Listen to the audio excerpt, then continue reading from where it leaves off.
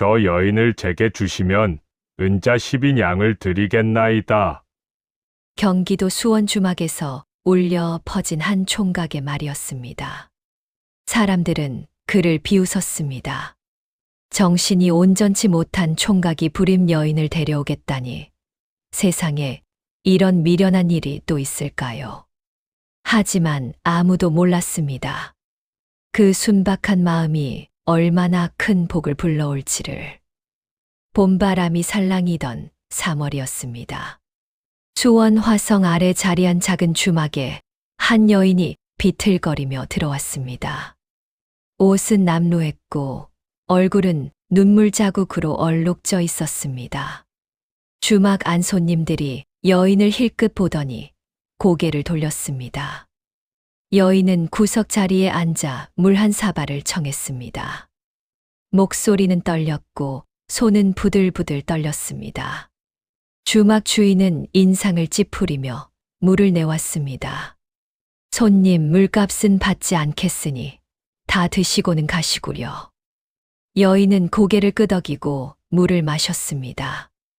그 모습을 지켜보던 한 총각이 있었습니다. 25살의 돌이었습니다. 도리는 어릴 적 나무에서 떨어져 머리를 크게 다쳤습니다. 그 뒤로 말이 어눌해졌고 판단이 느려졌습니다. 사람들은 그를 바보라 불렀습니다. 하지만 도리는 마음만은 따뜻했습니다. 수원 화성 및 주막은 도리의 아버지가 운영하던 곳이었습니다. 아버지는 2년 전 세상을 떠났고 도리가 혼자 주막을 이어받았습니다. 주막은 크지 않았으나 한양으로 가는 길목에 있어 손님이 꾸준했습니다. 도리는 비록 머리는 둔했으나 힘이 장사였습니다. 술독을 나르고 장작을 패고 마당을 쓸었습니다. 다만 음식 솜씨는 형편없었습니다. 도리가 만든 국은 짜거나 싱거웠고 나물은 질기거나 설익었습니다. 손님들은 점점 줄어들었습니다. 도리는 애를 썼으나 요리는 도무지 나아지지 않았습니다. 주막 옆집 아주머니가 가끔 음식을 만들어 주었으나 그것도 한계가 있었습니다. 도리는 고민이 깊어졌습니다. 이대로는 주막을 유지할 수 없었습니다. 아버지가 평생 일군 주막을 자신의 손으로 망치는 것 같아 가슴이 아팠습니다. 그러던 어느 봄날 그 여인이 나타난 것이었습니다. 여인의 이름은 설이었습니다. 설이는 28의 나이로 3년 전 인근 양반가에 시집을 갔습니다. 남편은 점잖았고 시댁도 그럭저럭 괜찮았습니다. 설이는 행복한 결혼 생활을 꿈꾸었습니다. 하지만 문제가 하나 있었습니다. 아이가 생기지 않는 것이었습니다. 첫 해에는 시댁에서도 기다려 주었습니다. 2년째에도 조바심을 내면서도 참았습니다. 하지만 3년이 지나도록 아이가 생기지 않자 시댁의 태도가 달라졌습니다. 시어머니는 설이를 구박했습니다. 이 집안의 대를 이을 손자를 낳지 못하면 무슨 소용이냐. 시아버지도 차갑게 대했습니다. 자식도 낳지 못하는 며느리를 두고 볼 수 없다. 설이는 무속인을 찾아가 치성을 드렸습니다. 삼신할머니께 빌고 산신령께 절했습니다. 약방에서 온갖 약을 지어 먹었습니다.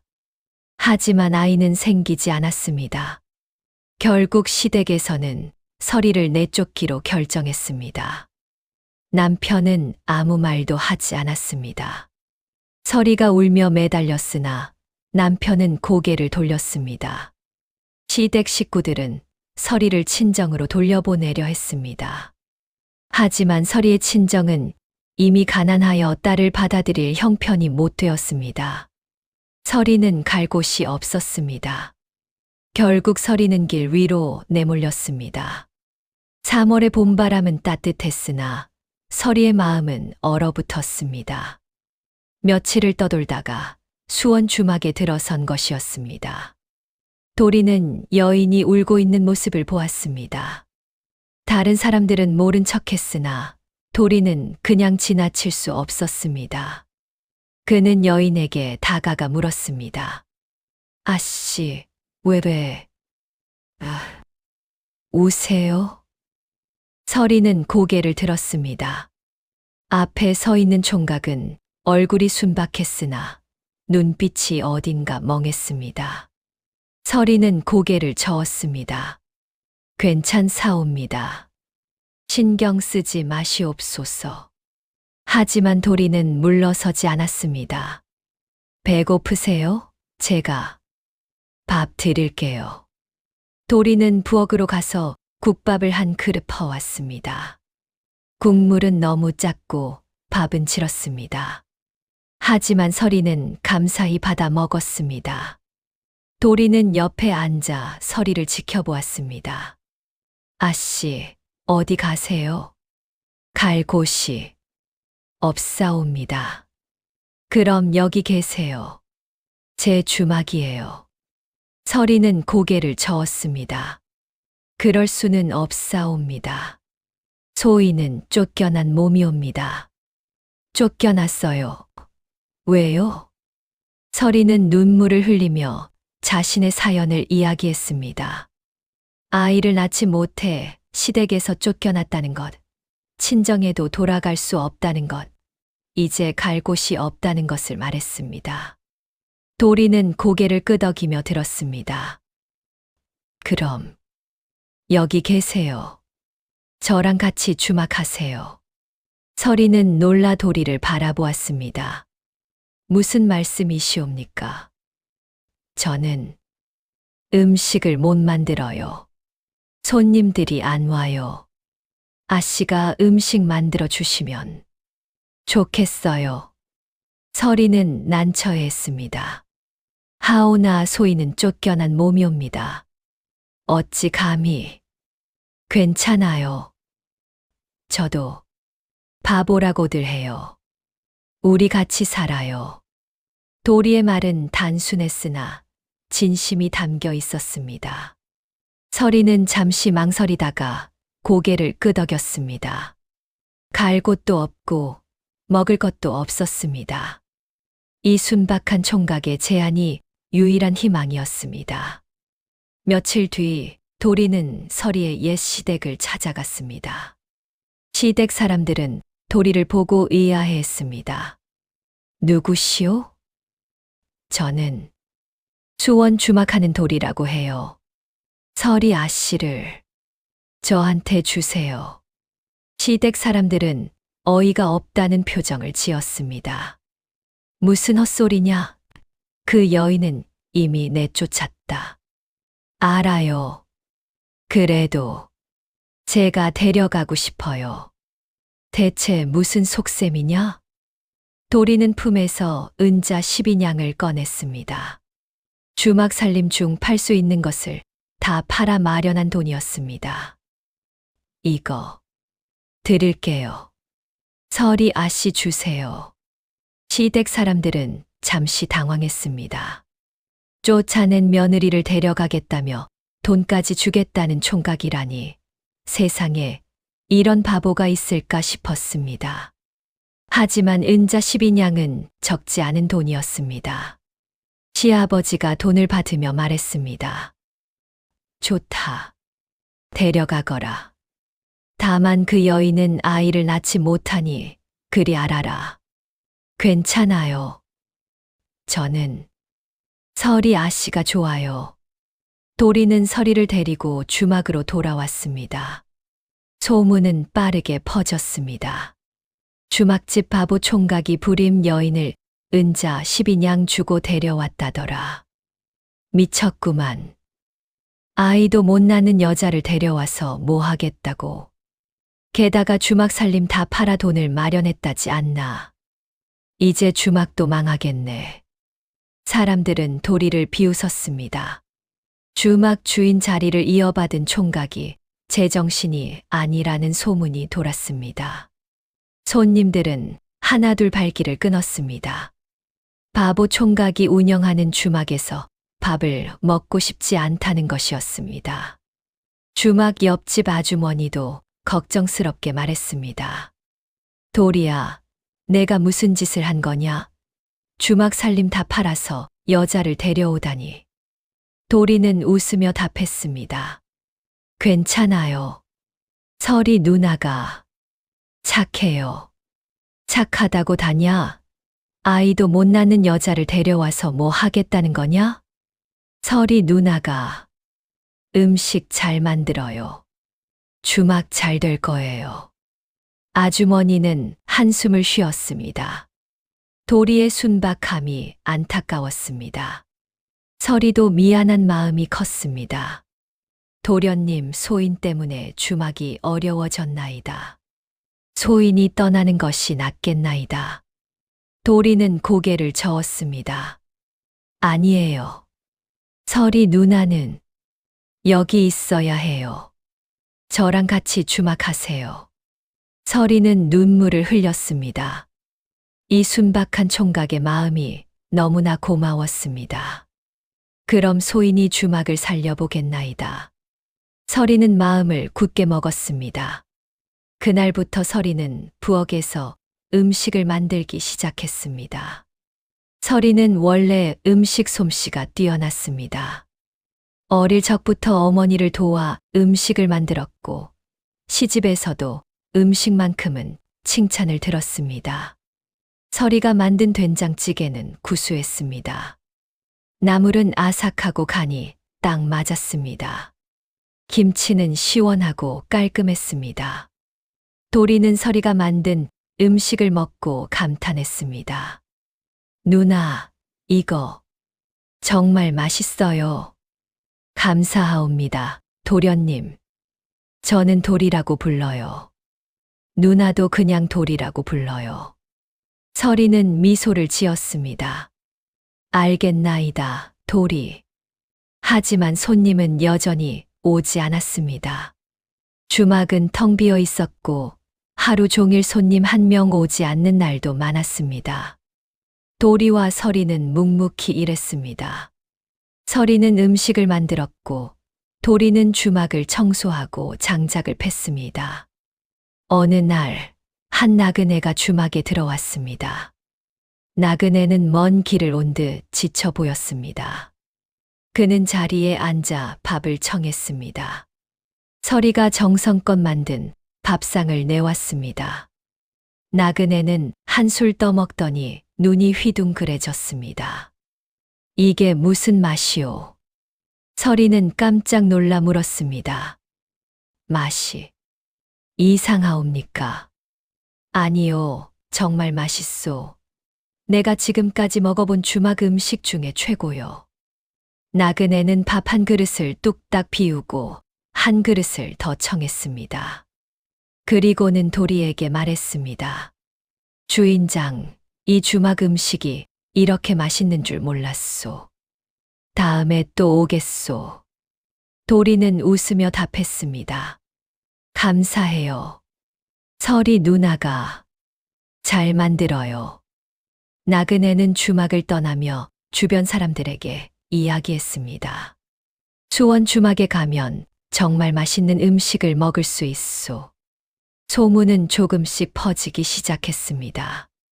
한 달쯤 지나자 주막에 손님이 하나둘 찾아오기 시작했습니다.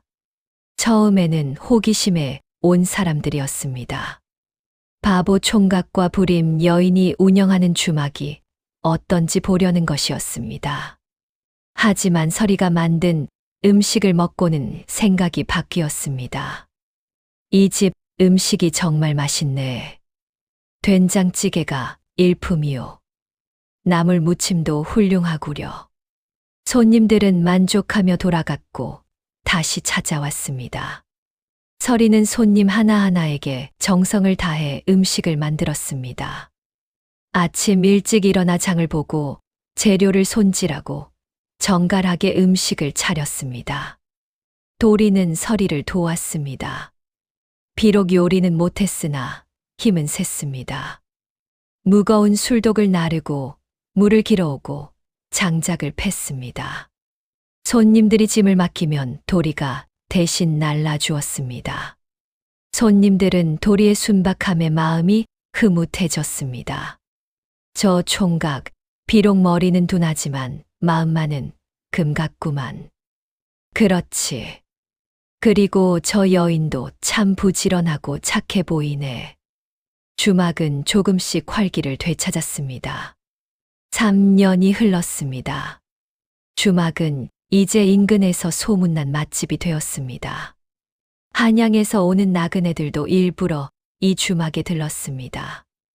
서리의 음식 솜씨는 날로 좋아졌고 도리의 친절함은 손님들의 마음을 사로잡았습니다. 도리와 서리는 부부는 아니었으나 마치 가족처럼 지냈습니다. 서리는 도리를 동생처럼 챙겼고 도리는 서리를 누나처럼 따랐습니다. 두 사람 사이에는 특별한 애정은 없었으나 깊은 신뢰와 우정이 있었습니다. 어느 날 서리의 옛 시댁 사람들이 주막을 찾아왔습니다.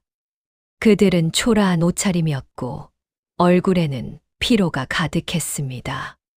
서리는 그들을 보고 놀랐습니다.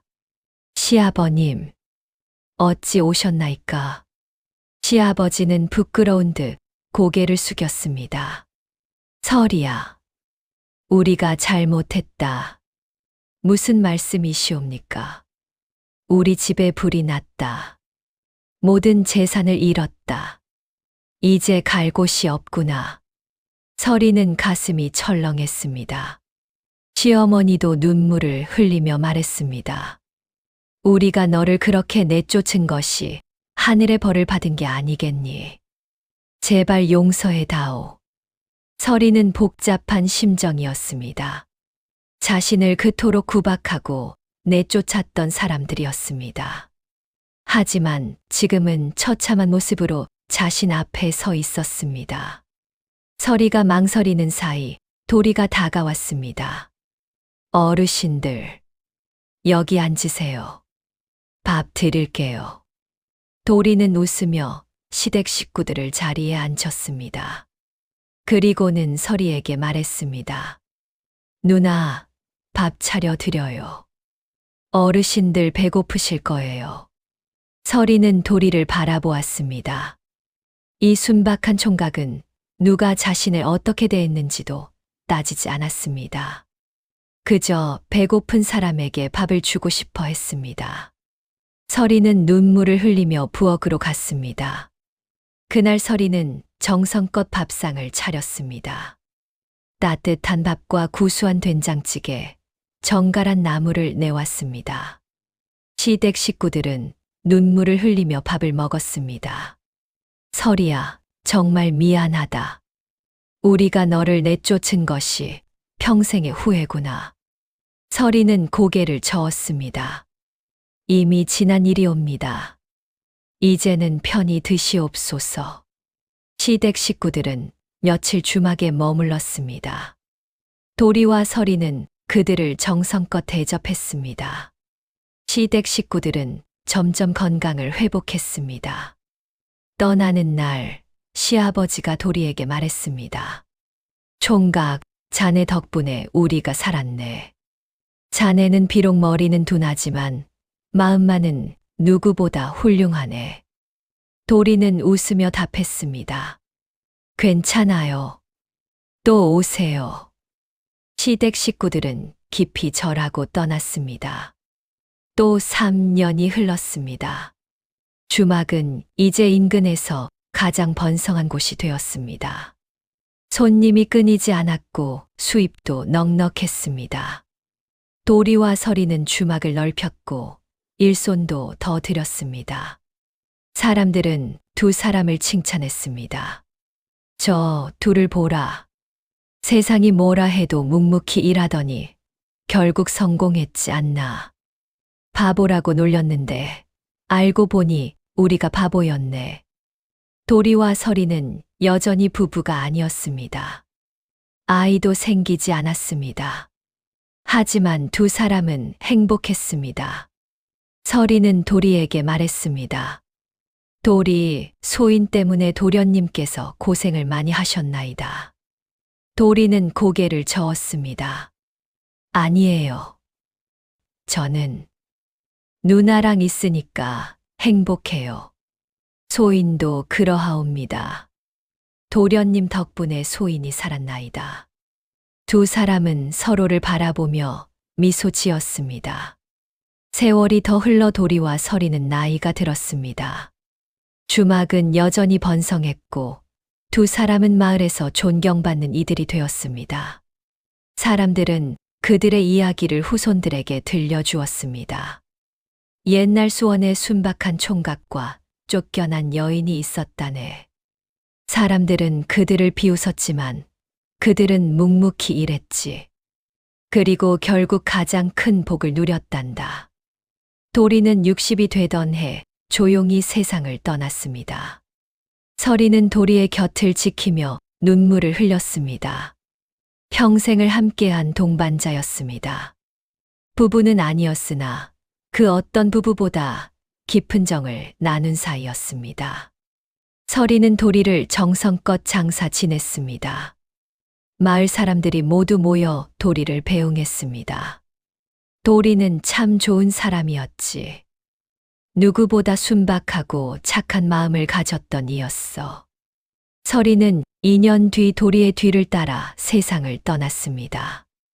마을 사람들은 두 사람을 나란히 묻어주었습니다. 그리고 무덤 앞에 작은 비석을 세웠습니다. 비석에는 이렇게 새겨져 있었습니다. 순박한 마음으로 살았던 도리와 정성으로 보답한 서리, 여기 잠들다. 주막은 그들의 제자가 이어받아 계속 운영되었습니다. 사람들은 주막에 올 때마다 도리와 서리를 기억했습니다. 그들의 이야기는 오래도록 전해졌습니다. 사람들은 이 이야기를 통해 배웠습니다. 세상의 평가가 중요한 것이 아니라 진심을 다하는 것이 중요하다는 것을. 머리가 둔하고 몸이 불편해도 착한 마음만 있으면 복이 온다는 것을 말입니다. 또한 사람들은 깨달았습니다. 아이가 없어도 부부가 아니어도 진심으로 서로를 아끼고 돕는다면 그것이 진짜 가족이라는 것을 말입니다. 수원 주막의 이야기는 세대를 거쳐 전해졌습니다. 할머니가 손자에게, 어머니가 딸에게 들려주는 이야기가 되었습니다. 세상이 뭐라 해도 내 마음이 옳다고 생각하면 그 길을 가거라. 도리처럼 순박하게, 서리처럼 정성스럽게 살아가거라. 그리고 오늘날까지도 사람들은 이 이야기를 기억합니다.